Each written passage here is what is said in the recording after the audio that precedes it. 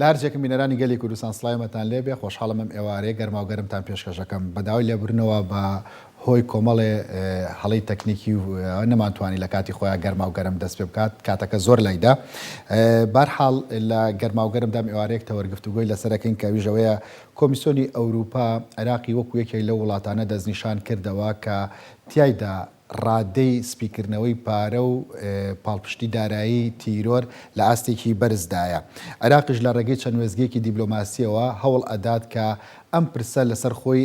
لاببات. بەپێی بڕیارەکەی کۆمیسیۆنی ئەوروپا عێراق هاوشێوەی ئەفغانستان و پاکستان و سووریا و یەمەن و ئێران و کۆریای باکوور مەترسی داراییان بۆ ئەوروپا دروست کردووە. ئەمەش بەهۆی ئەوەی کە کەم و کورتی هەیە لە ڕێکارەکانی ڕوبەڕووبوونەوەی سپیکردنەوەی پارە و پشتیوانیکردنی تیرۆر. ئەم بڕیارە بۆ یەکەم جار لە ساڵی 2016 دەرچووەوەتە بڕیارێکی تازە نییە، بەڵام ساڵانە یاخود دو ساڵ جارێک کۆمیسیۆنی ئەوروپا بە بڕیارەکانی دادەچێتەوە بۆ ئەو وڵاتانە. ئەم ساڵی جارێکی دیکە عێراق لە ناو ئەو وڵاتانەدا ناوی هاتۆتەوە. بۆیە لە گەرما و گەرمدا گفتوگۆ دەکەین لەسەر لێکەوتەکانی سپیکردنەوەی پارە لە عێراقدا. دکتۆر چیا زەنگەنە وەکو ڕاوێژکاری یاسایی لە ئەستۆدیۆ لەگەڵمدا. دکتۆر چیا بەخێر بێت. لە ڕووی یاساییەوە مەبەست چییە لە سپیکردنەوەی پارە یاخود چۆن دەسەلمێنرێت کە لە ناو دەوڵەتێکدا یاخود لە ناوخۆی دەوڵەتێکدا ئەم پرۆسەیە هەیە؟ بەڵێ، سوپاس بۆ جەنابەت بۆ بینەرانی گەلی کوردستان. کورتەیەکی مێژووی لەسەر تاوانی سپیکردنەوەی پارە کە پێڵێن تەبیڵی ئەموال یاخود غەسیلی ئەموال.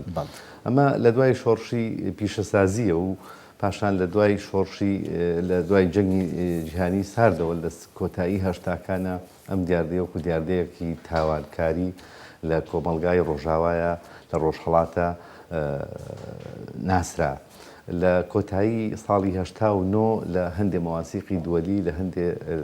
ڕێککەوتنامە و توێژی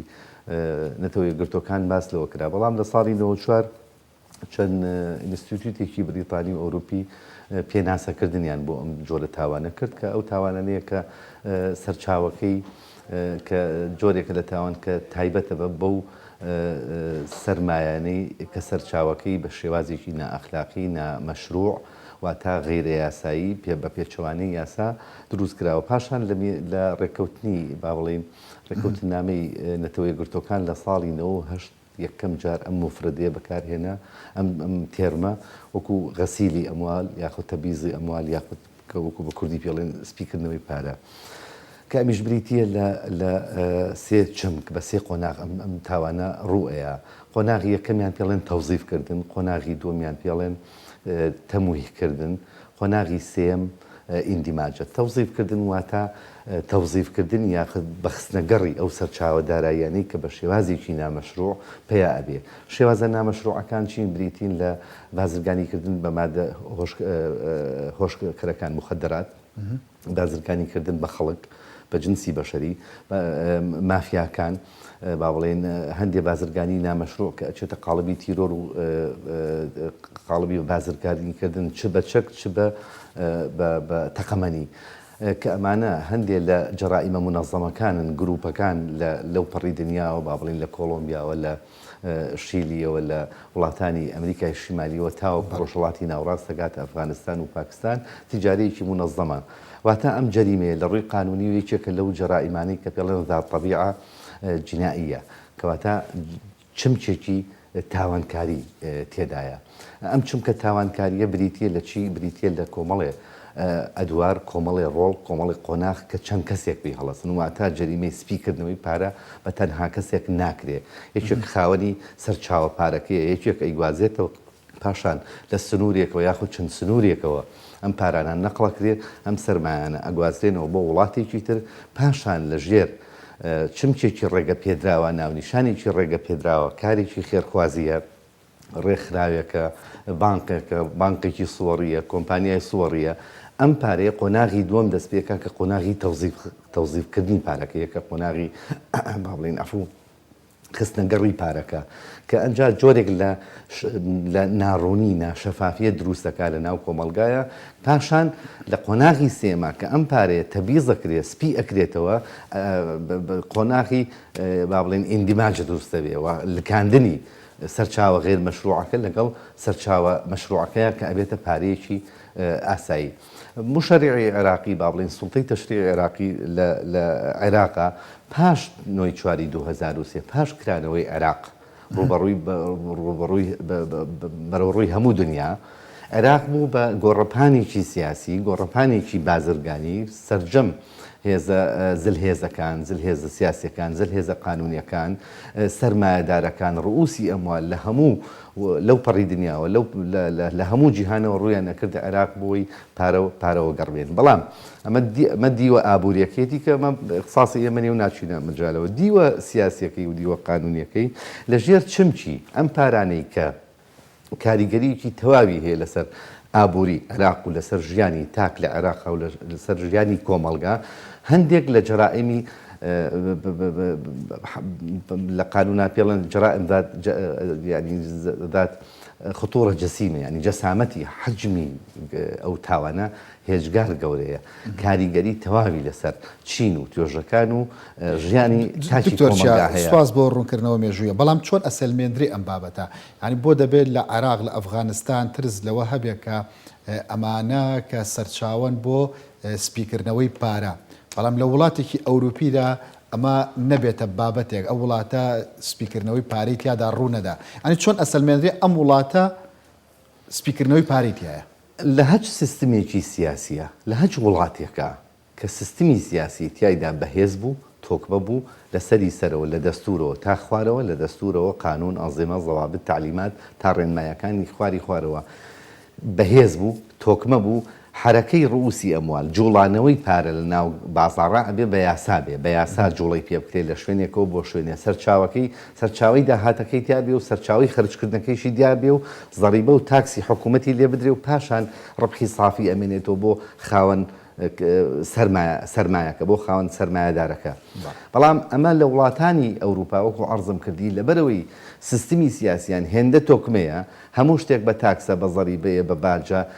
لە سەری سەرەوە لە دەستوری وڵاتەکەەوە لە فەلسەفەی سیاسی وڵاتەکە و لە فەلسەفەی قانونی وڵاتەکە و پاشان بنیادنانی تاک لە کۆمەلگایە کە فەلسەفە کۆمەڵایەتەکەیە کە نابێتە هەڕووبی زەریبی تیابێ خەڵک نابێ خۆی لە تاکس بشارێتەوە سەرچاوی ئیشەکەت ئەبێ ئاشکرا بێ ڕوون بێ ئیشی ڕەش نەکا ئیشی سپی نەکا تەمەن لە کۆمەلگا ڕۆژهاویەکانیشە ئیشی ڕەش و سپی هەیە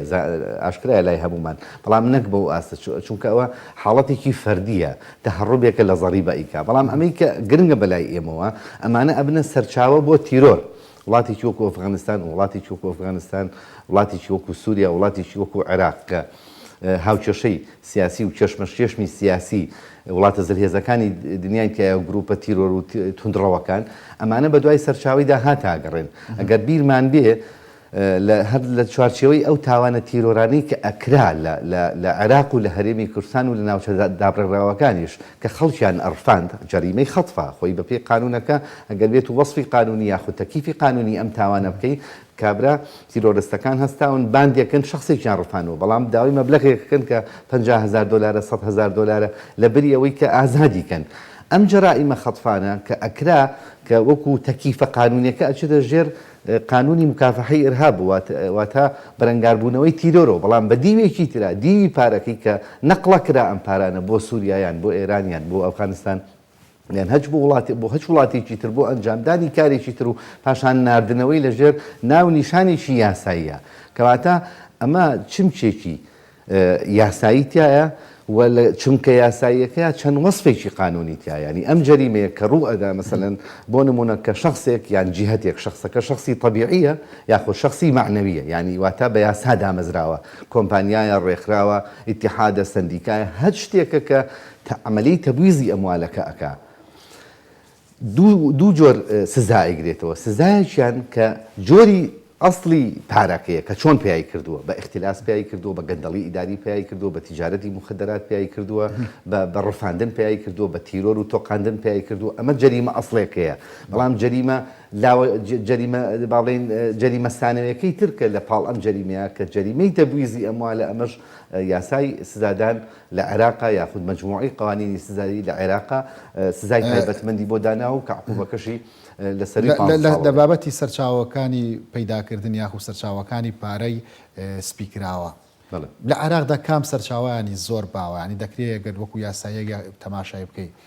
سەرچاوەیەک زۆر دیارە بۆی کە بێتە سەرچاوی ئەو داهات لە عێراقا ئێستا لە 2023ەوە تا ئەم ساتەی من و جەنابەت قسەکەین دوو سەرچاوە هەبوو بەداخەوە سەرچاوەیەکیان لە ناو مؤسساتی حکومی و لە ناو دەوڵەت و لە ناو ڕەحمی حکوومەتە ئەو جۆرە سەرچاوەیە بوو بۆ با بڵێن بۆ پرسی یاخود بابەتی سپیکردنەوەی پارە کە گەندەڵی ئیداریە گەندەڵی حکومیە ئەو گەندەڵی کە لە عێراقا کراوە لە تاریخی هیچ گەرێک و هیچ میلەتێکان نەکراوە لە 9 چواری 2023ەوە تا ئێستا کە کاتێک وەزارەتەکان سیعری لەسەردانرا کاتێک پۆستەکان لەسەر سیعری لەسەردانرا کاتێک مەشاریعی وەهمی و مەشاریعی سووەڕی دروست دەکرێت کاتێک کە پرۆژەی وەهمی دروست دەکرا کاتێک کە منحەی وەهمی دروست دەکرێت کاتێک کە فەرمانبەری فەزایی دروست دەکرێت لە عێراقا ئەمانە هەمووی بەشێکن لە سپیکردنەوەی ئەم پارانە چۆن پاشان کە لە حکوومەتدا ئەماڵێ لە میزانێتی حکوومەت دەرەچێت کە ئەبێتە بارگرانیەک بۆ سەرمی میزانی عێراق کە ئێستا عێراق خۆی نزیکەی 140 کەسر ملیار دلار قەرزارە ئەمە پرسیارێکە بۆ ئەم پارانە بۆ چۆچون ئەم پارانە بەشێکن لەو حکوومەتە یەک بە دواییەکانی لە عێراق کە بەداخەوە بەپێی پێوەرە جیهانیەکان تاکو ئێستا عێراق لە پێشی پێشەوەیە لە وڵاتانی کە دیاردەی گەندەڵی دارایی یاخود گەندەڵی کاڵین گەندەڵی دارایی ڕەبتە بە گەندەڵی حکومی و سیاسیەوە کە لە پێشی پێشەوە یاخود پێشبڕکەیەکا بۆی پلەیەکە بەدەست بێنێ هاوشێوەی ئەفغانستان و سۆماڵ و پاکستان و هەندێک وڵاتەکانی تر ئەمە چونکە یاسایی و قانونیەکەیەتی کە لە عێراقا با بڵێن سەرچاوێکی دیار بۆ چێ بۆ ئەو کەسانی کە تەمسیلی ئەحزابی سیاسی ئەکەن لە دەوڵەتە لە 9 چواری 2023 بە تایبەتی لە دوای 2005 و دروستبوونی قاعیدە و دروستبوونی گروپە تیرۆریستەکان و گروپە تۆندڕەوەکان و پاشان داعش و ئەمانەش بەشێکی تر تیجارەتی نەوت و تیجارەتی ڕفاندن و تیجارەتی بەشەری و کۆمەڵی تیجارەتیانە کرد کە ئەمانەش بەشێک بوون لە سەرچاوەی سپیکردنەوەی پارە چ لە ناو هەرێمی کوردستان یاخود چ لە عێراق بە پێچەوانەوە یاخود چ لە ناو عێراق بۆ وڵاتانی دەوروبەر زۆر پارەی عێراق لە لوبنانە زۆر پارەی عێراق لە وڵاتانی دەوروبەرە لە ئێرانە لە تورکیایە کە لەژێر چمچی جۆرا و جۆرە ئەکرێ ئیترۆک و عەرزم کردی لەژێر ناونیشانێکی شخصێکی طبیعیە بێ شخصی طبیعی لە ڕێکخراوێکی خوێرخوازیەوە ئیگرێتەوە تا گەورەترین مؤسسە کە مؤسسەیەکە لە دامەزراوە لەگەڵ کەسانی ئەتیادیە. دکتۆر ئێچیا لە ڕووی یاساییەکەوە یاسا ڕۆڵی هەیە بۆی کە بتوانێت کۆنتترۆلی ئەم پرۆسەیە بکە هەم سپیکردنەوەی پارەکە هەم تەمویلکردن یاخود پشتیوانیکردنی تیرۆر معادلەیەکی عکسیە لە بینی جەریمەکە و لە بینی سیادەی قانونە سەروەری یاسایە ئەگەر وڵاتێک تۆکمە بێ ئەگەر وڵاتێک یاساتیایدا بەرقرار بێ ئەگەر وڵاتێک ئەمن و ئاسایشی تیادا بەرقرار بێ ئەگەر وڵاتێک گەندەڵی دارایی کەمتیا بێ ئەگەر وڵاتێک تیایدا سوڵتانێک نەبێ بەسەر دادگاکانەوە ئەگەر وڵاتێک بتوانێت قانون جێبەجێ بکات لە ئاستی پێویستە خۆی لە هیچ کۆمەلگایەکە تۆ ناتوانانی جەریمە ڕیشە چێشکەی تاوان هەر هەیە بە پێی دەرەجاتی متەفاوت لە نێوان جۆری تاوانەکە و حەجمی تاوانەکە و کاریگەری تاوانەکە لەسەر ژیان و تاچی کۆمەلگا بەڵام لە هەج وڵاتێک با بڵین فشەڵی سیاسی تیابوو لە هەج وڵاتێک لاوازی مؤسساتی دام و دەستگا قەزایی تیابوو لە هەج وڵاتێک یاسا بەرقرار نەبوو لە هەر وڵاتێک یاسا سەروەر نەبوو لە هەر وڵاتێک تەدەخلاتی حیزبی و ئەمنی و ئیداری و حکومی هەبوو بەسەر قەزاەوە قەزا نەتوانێت ڕۆڵی خۆی ببینێ جیهازی ئیدعای عام نەتوانێت ڕۆڵی خۆی ببینێ ئەچیزەی تەنفیزی کە بریتیە لە هێزەکانی ئەمن و ئاسایش و پۆلیس و هەموو هێز چەکدارەکان کە بتوانن بە دوواداچوونی تەواو و با بڵێن پلانی تۆکمەدانێن بۆ دەستگیرکردنی ئەم جۆرە تاوانکاری کە لە کۆمەلگایە ئەکرێت چ لەلایەن ئەشخاصی معنەویەوە بێ یاخود چ لەلایەن تاکە کەسانێکەوە بێ و لەژێر هەج مەرامێکا بێ مەرامێکی ئابووری یا مەرامێکی سیاسی یا مەرامێکی شخصی بێ نەتوانن لەو حاڵەتەیە ڕێژەی تاوانەکە لە وڵاتانەیە زیاترە بێ بە پێچەوانەوە لە هەج وڵاتێکا کە یاساتیایدا سەروەر بێ و دەستور وەکو خۆی جێبەجێ بکرێ و مؤسساتێکی تۆکمە هەبێ نەزاهەت و شەفافێتێکی تەواو هەبێ لە وڵاتەکەیە خۆی ئۆتۆماتیکیەن ئەم جۆرە تاوانانە ڕێژەکەی کەمە بێتەوە و ئەم جۆرە سەرچاوە پارانە نایەنە وڵاتێکە و کە بزانن لە هەموو ئەو وڵاتانی کە ناومان هێنا یاخود وڵاتانی دیکەش کە بابەتی سپیکردنەوەی پارەتیایدا حاڵەت بێ یاخود دیاردا هەمویان یاسان هەیە بۆ ڕوبەڕووبوونەوەی سپیکردنەوەی پارە ئەمان چمانایەکی نزیکەی 200 وڵاتمان هەیە لەم وڵاتەیە لەم جیهانەیە خاوەنی ئاڵای خۆیەتی خاوەنی حکوومەتی خۆیەتی خاوەنی پەرلەمانی خۆشێتی و خاوەنی دەستوری خۆشێتی بەڵام لە پاڵ ئەمەیە تەمان خاوەنی نەخشەی جیۆسیاسی خۆشێتی بەڵام لەگەڵ ئەوەیە ئێمە دائیمەن بە پێی پێوەرە جیهانیەکان ئەو وڵاتانی کە تایدا ڕێژەی سپیکردنەوەی پارەی تایە کەمە بێتەوە بە شێوەیە کە لە وڵاتانەیە کە مؤسساتی قەزایی مؤسساتی تەشریعی مؤسساتی ڕقابی مؤسساتی حکومی مؤسساتی ئەمنی و ئیداری تایدا بەهێزن لە پاڵ ئەمەیە کە هەیە فەلسفەی سیاسی و فەلسفەی دەستوری ئەو دەسەڵاتی کە حکمڕانی لە وڵاتەکەیەکە ئێستا وەزعی بەغدا خۆتە زانی ئەوە تا کازمی هاتۆتە سەر حکم و کۆمەڵی دروشمیاوە بە کۆمەڵانی خەڵکی عێراق کە چاکسازی بین بنە ینی ڕادیکاڵیەکە با بڵێن جەزریەکە ڕیشەیەکە چاکسازیەکان بریتێن لە نەهێشتنی تاوان و یان بەدادگا ئەو کەسانی کە دەستیان لە کوشتنی خۆپیشاندەرەکان دەستیان لە کوشتنیانە هەیە و کۆمەڵی چاکسازی لە مەرفەقە ئەمنیەکانە لە مەرفەقە عسکەریەکانەوە تا ئێستا سوپایەکی بردۆتە بینایی و قەسڕ و وایە قووەتی بەحری عێراقی کە سەر بە مەنزومەی دیفاعی عێراقیە لەوێ بەندەرەکان بگرێتە دەست ئەمانە حتا لە تویتێکە ئەڵێ من ڕەنگە کولفەی ئەم چاکسازیە ترسناک بێ ئەمە ئاماژەیەکە بۆی کە کازمی لەژێر فشارێکی سیاسی لایەنە سیاسەکانە بۆ لەبەرەوەی ئەم هێزە سیاسیانی کە لە عێراق کارەکەن لە دوای نوێی چواری 2023 هەندێکیان کە لە سەردەمی معارزەی عێراقیەوە هاتوون خۆیان بە خاوەن قەزی عێراقیەکان نەزان بەڵام دابەژبوونیان بەسەر مەعەسکەری شیعی و مەعەسکەری سونی کە هەردوو مەعەسکەرەکە لە ململانیەکی ئابووری و سیاسیان بمانەوێن جەمسەرانی دنیا ئەمریکا و رووسیا و چین کە دەعمی هەموو ململانیەک و هەموو کێشە و ئاڵۆزیەکی ناوچەکە لە ڕۆژهەڵاتی ناوڕاستەکەن هۆکاری ڕاستەقینە هۆکارەکەی نەوت و هۆکارێکی ئابووریە کەواتە دەعمکردنی هەموو ئەم گروپە چەکدارانە کە لە کابڵەوە تاوەکو تەڕابلوس ئیشەکە شەڕەکەن کەواتە ئەم گروپە چەکدارانە پێویستی بە تەمویلە تەمویلکردنیش لەژێر چەتری سیستمێکی سیاسی لاوازە ئەتوانی تۆ تەمویلی بۆ بدۆزیتەوە و ئەگەر پێشەوەی بە وردی باس لە کەوتەکانێکی لە ناوخۆی عێراقدا باس لەوکە کە ئەم وڵاتانە خۆیان یاسایان هەیە بەڵام لە شوێنە یاسا سەروەربێ نابێت سپیکردنەوەی پارە هەبێ بە دیوەکەی تریا چێ دەتوانێت ڕێگیری بکە یاسای نێودەوڵەتی چوارچەوەکی داڕشتووە بۆ بابەتی سپیکردنەوەی پارە بەپی وەکو عەرزم کردی یەکەم جار لە ساڵی 1970 نەتەوە یەکگرتوەکان لە بەیاننامەیەکە باسی غەسیلی جەریمەی غەسیلی ئەموالی کرد یاخود سپیکردنەوەی پارە یاخود تەبویزی ئەموال بەپی ئەو 1990 لەبەری دیاردێکی سەردەمی تازەیە ئەم جۆرە تاوانکاریە لە هەندێک ڕێککەوتنەکانەوە لە هەندێک بەیاناتی ئومەمی متحیدە لە بەیانەکانە کە دەرچووە کە ئەم جەرائیمانە جەرائیمێکی دووەلین ڕەبتی بەچی هەیە ڕەبتی بە ڕێککەوتنامەی دووەلی هەیە واتە ئەگەر عێراق بزانێت سەرچاوەی پارەکانی غەسیلی ئەموالی تیاکراوە یاخود پارەکانی عێراق سپی کراوەتەوە وڵاتێک وەکو عێراق ئەتوانێت داوای لە هەج وڵاتێکی تر بکە ئەو تاوان بارانەی کە لە وڵاتەکەی ئەوان ئەم باندا ئەگەر باندەکە یەک کەس بێ دە کەس بێ سە کەس بێ هەچ کەسێوێ ئەتوانێت عێراق داوای پێ بکە بەپی یاسای نێودەوڵەتی بۆپی ئەو اتفاقی کە من وەکو عێراق لەگەڵ وڵاتێکی کەیە هەمە ئەو جۆرە تاوانبارانم تەسلیم بکاتەوە بە مەبەستی دادگاییکردنیان وە ببێت چۆوانەوە هەج وڵاتێکی تر کە ئیتیفاقیە و ڕێککەوتنامە و معاهدەی سونائی هەیە یا جەماعی هەیە لەگەڵ عێراقا ئەندامانی ئەم ڕێککەوتنامەیە ئەم معاهدەیە ئەم ئیتیفاقیە ئەتوانن داوا بکەن لەو وڵاتانەی کە وڵاتەکەی خۆیان ئەندامە تاوانبارەکان یاخود تۆمەتبارەکان بە تۆمەتی سپیکردنەوەی پارە تەسلیمی وڵاتەکە بکەنەوە بە مەستی دادگاییکردن واتە قانونی دووەلی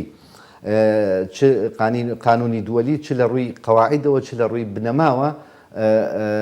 با بڵێن تەفسیرێکی تەواوی یاخود میکانیزمێکی تەواوی بە وڵاتەکان داناوە کە جەرائیمی بازرگانیکردن بە بەشەر جەرائیمی ڕفاندن جەرائیمی مخدرات جەرائیمی بازرگانیکردن بە چەک و بە تەقەمەنی و هەندێک جەرائیمی تر کە ڕەبتە بە عیساباتی منۆزەمە و مافیاوە و میلیشیاکان کە بەکاری دەهێنن لەسەر ئەرزی واقع ڕێگەی پێداون وڵاتەکانیان بتوانن ڕێکاری یاسایی بەپێی قەواعیدی قانونی دووەلی بگرن نەبەر و ئەو تۆمەتبارانە ڕوبەڕووی دادگا بکەن. دکتۆر چیا لە کە ئەم وڵاتان عێراق ناوی هاتووە لە ناو ئەو وڵاتانەی کە جێی مەترسیە لە سپیکردنەوەی پارە. پرسیارەکە ئەوەیە چ مەترسێکی لەسەر عێراق هەیە و بەتایبەت کە ئەستا عێراق هەوڵ ئەدا کۆمیسیۆنی ئەوروپی لەو بڕیاری پاشگەز بکاتەوە کە جارێکی دیکە دایناوەتەوە لە ڕیزی وڵاتان مەترسیدارەکانە. مەترسیەکان زۆرن چونکە عێراق لە ژێر مەترسیەکی ئابووری گەورەیە. عێراق ئێستا ئەوە تا لە سەردەمی حکوومەتەکەی کازمیە لە ئاستێکایە کە ڕەنگە نەتوانێت موچەی فەرمانبەران دابین کە هیچێکە لە کێشەکانی عێراق بۆ تا کێشەیەکی گەوری لەگەڵ حکوومەتی هەرێمی کورسانە هەیە. عێراق لە ڕێزی پێشەوەی وڵاتانی کە با بڵێن لە گەندەڵا ناویانە هێنرێن لە هەموو جیهانە پێوەری نێودەوڵەتی هەیە بۆ خۆش ژیان بۆ ئاستی ژیان بۆ ئارامی و ئاسایش بۆ تاکی بۆ دەخلی تاک بۆ دەخلی کۆمەلگا بەپی ئەو پێوەرە زانستانی کە هەیە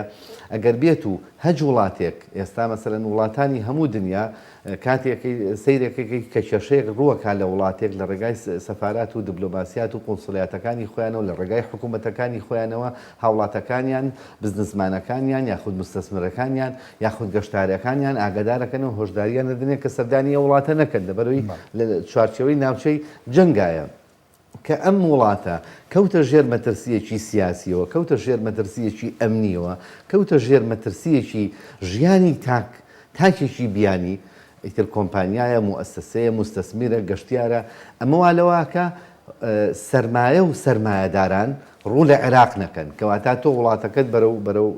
لاوازیەکی ئابووریە چێکە بەرەو لاوازیەکی ئابووری ڕۆشت وڵاتەکەی تۆ تووشی خزوعێکی سیاسیە بێ بۆ وڵاتێکی دەوروبەرە لە فەلسفەی سیاسی وڵاتە هەیە کە هەچ خزوعێکی ئابووری وڵاتێکی هەج ئێستا لە کۆمەلگاشە هەچ کەسێک بەهێز بێ لە ڕووی داراییەوە لە ڕووی کۆمەڵایەتیشەوە بەهێزە بەڵام لاواز بوو لە ڕووی داراییەوە لە ڕووی کۆمەڵایەتیش و سێرەکەی لاوازیکی پێوە دیارە ئەچێتە ژێر خزوعێکی سیاسیەوە وەکو عەرزم کردی ڕێگرتن لە هاتنە ناوەوەی سەرمایە بۆ وڵاتەکە تووشی زۆعفێکی سیاسی ئەکا کە تووشی زۆعفی سیاسی کرد بەرەو هەڵوەشانەوەی سیاسی ئەبا بەرەو هەڵوەشانەوەی ئەمنیە بە ڕێژەی تاوان زۆرە بێ لە وڵاتانەیە بە تایبەتی لە عێراقێکا کە بۆ دەزانی 1400 ساڵە لە کێشەی شیعە و سوننە و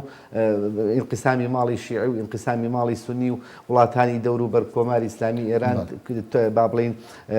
دەوڵەتی خلافەی عوسمانی کە ئەردۆغان ئێستا پەل و پێی کێشاوەتە دەریای سپی و لیبیا ئەم کۆی گشتی ناوچەکە لە چێشمەچێشم و ململانەی سیاسی و عسکەری و ئابووریەیە وڵاتێکی وەکو عێراق چاکترین زەمینەیە یاخود باشترین زەمینەیە لە ڕووی مختبەریەوە بۆ سپیکردنەوەی پارە وڵاتێکی وەکو لوبنان ئێستا بۆچی هەموو هەر عێراق نییە پارە سپیەکاتەوە نەخێر لە دەرەوەی عێراقش پارە بێ بۆ سپیکردن نەخێر عێراق بۆرسەکەیە بۆ سپیکردنەوەکەی پارە عێراق ئەو بۆرسەیە باڵێن ئەو بازا ڕائابووریە کە پارەکانی تایە سپی ئەکرێتەوە بەشێک لە پارەکانی حکوومەت بەشێک لە پارەی وڵاتان بەشێک لە پارەی ئەو ئەشخاصانی کە باسمان کردن تجارەتیشی غێری مەشروعەکەن بە هۆکارێکی نامەشروع بنە سەرمایەدار لە ژێر چمچێکی ئەمنیە چمچێکی حکومیە چمچێکی سیاسیە یاخود لە ناو ڕەحمی حکوومەتەوە تووشی ئەم گەندەڵە سیاسی و حکومی و ئیداریە ئەبن و یەن پارەکانیان سپی ئەکەنەوە بە پێچەوانەوە تەبەن جەریمەی سپیکردنەوەی پارە ینی بە پێچەوانەوە ینی دائیمە لە شوێنێکەوەیەت و بۆ شوێنێک کەڕات و دایم لە حرەکەیە ینی پارەی عێراق بەشێک لە پارەی عێراق لە تورکیا سپیکراوەتەوە بەشێک پارەی تورکیا لە عێراق سپیەکرێتەوە بەشێک پارەی عێراق لە لوبنان سپیەکرێتەوە بە پێچەوانەوە